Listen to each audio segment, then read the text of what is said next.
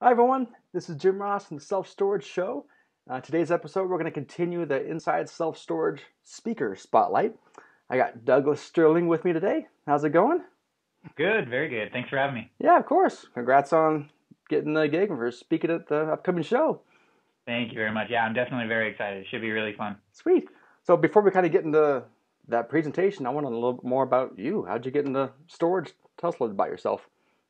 Yeah, so actually, before self-storage, I was in the military. So I spent 4 years in the Marine Corps, and then kind of started doing a little bit more into the sciences, and then knew some friends that were in the self-storage industry that said, "Hey, this is a great industry. You should come check it out." And at that time, since I had no experience, I basically said, "Okay, what's your entry level here?" So Yeah. they started me out as a storage consultant and said, "Okay, well, you're going to be cleaning. So cleaning toilets and cleaning out units, and maybe we'll let you sell a couple things." And I mean, telling a Marine like, "Hey, we're going to pay you to clean," is like telling a fish like, "Hey, we're going to pay you to swim." So I said, "Okay, let's do it. Let's go for it." Nice. And yeah, and then after about 6 months of doing that and just saying, "Hey, teach me," then I had the opportunity to take over my first site.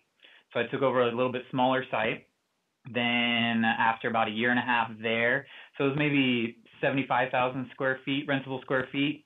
Then had the opportunity to move up to one of our larger sites in the same portfolio, a little bit over 100,000 square feet.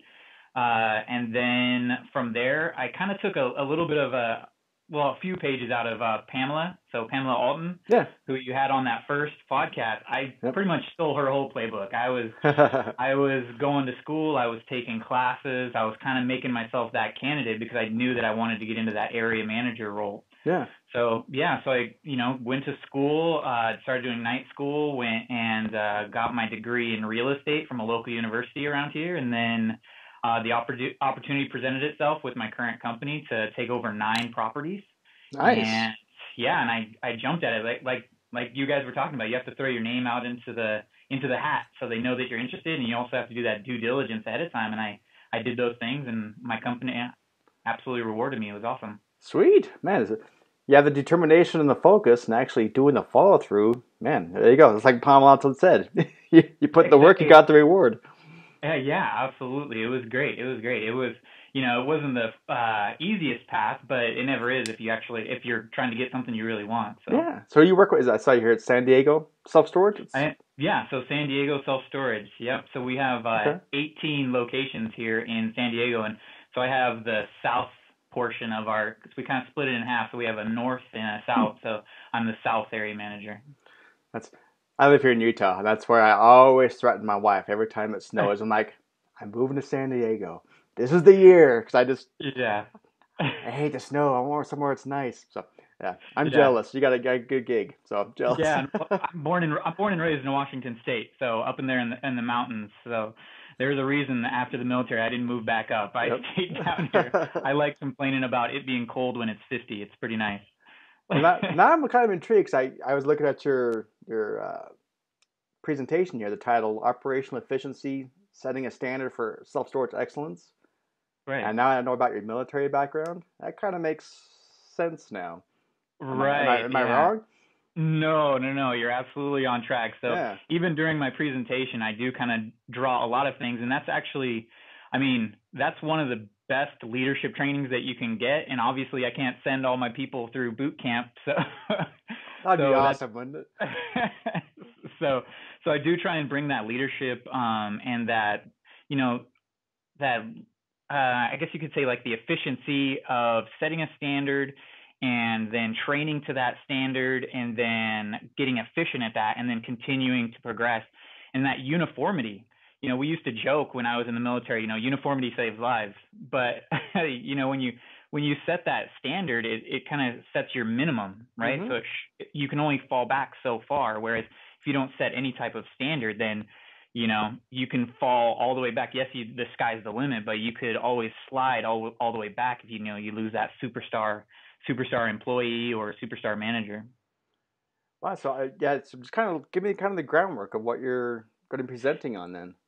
Yeah, yeah. So basically, what I first go into is just talking about the why change, because a lot of times we just kind of look at the numbers and we look at the analytics and okay, well, they're getting their rentals and you know what, that's good enough. The revenue's good. I'm getting the growth that I kind of want, so it's all good.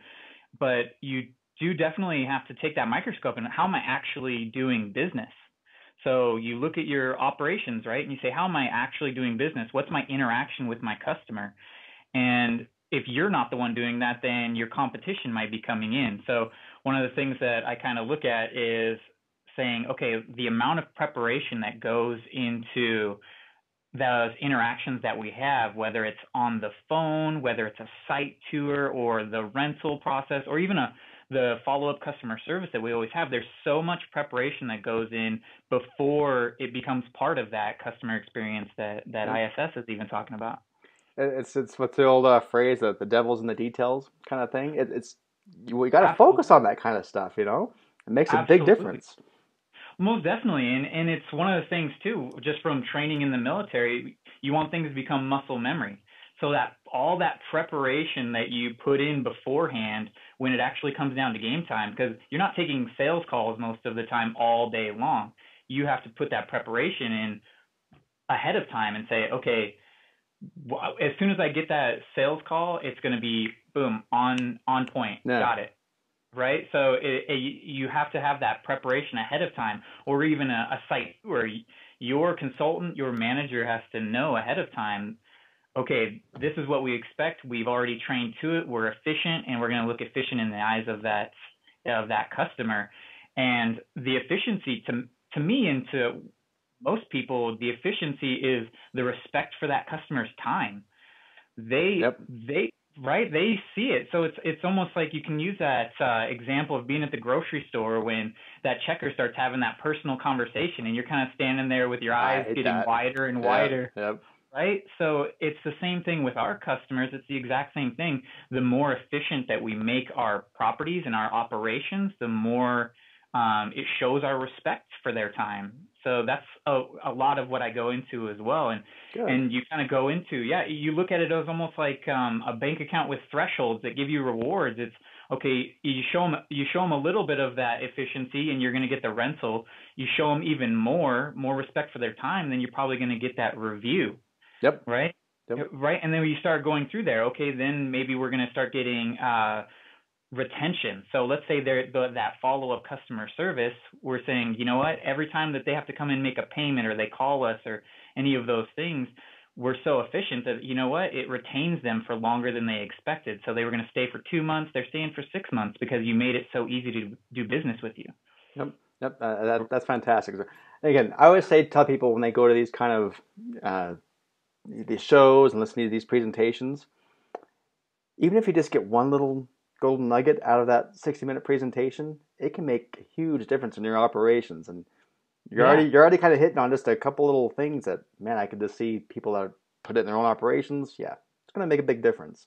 I hope so. Yeah, that's how I've looked at it as well. I've been to 3 or 4 of the expos myself, and you're exactly right. You take little things that you kind of plug into your own game plan, and you're like, oh wow, that just smoothed it over a little piece here that really makes sense. And absolutely, that's what I'm hoping, is that people take a little bit away and they say, okay, well, this could help me with my, customer service, or this could help me even retaining my people, because that's another big part of efficiency. People want to feel like they're part of a professional organization and a proficient organization. So if you're, instead of, with your training where you just go, okay, here's your janitor-sized ring of keys, best of luck.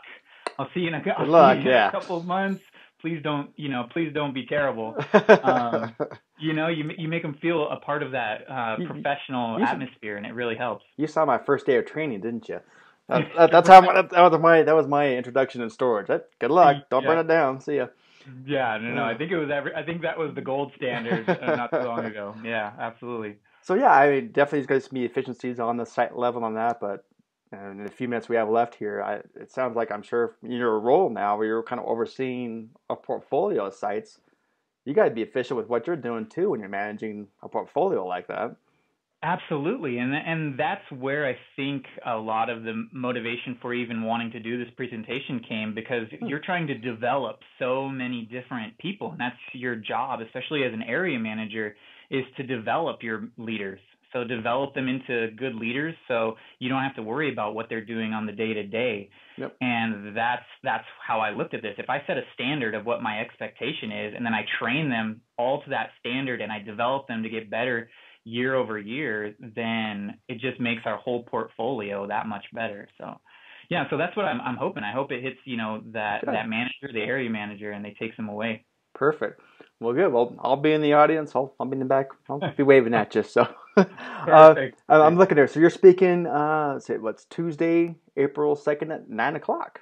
Yeah, so I'm kicking things off. Yeah, so the management track starts at 9 o'clock on Tuesday, Oh, I that's the think. first So, one, huh? oh, Sweet. I think so. It's one of the first. Yeah, so it will be fun. I'll be able to set that energy level. Yeah, good. And then you're over and done with. And you can enjoy the rest of the show. I like being able to get it, started off with a bang. So that's Yeah, perfect. right. Exactly. I can be part motivational speaker, part educator. It'll be fun.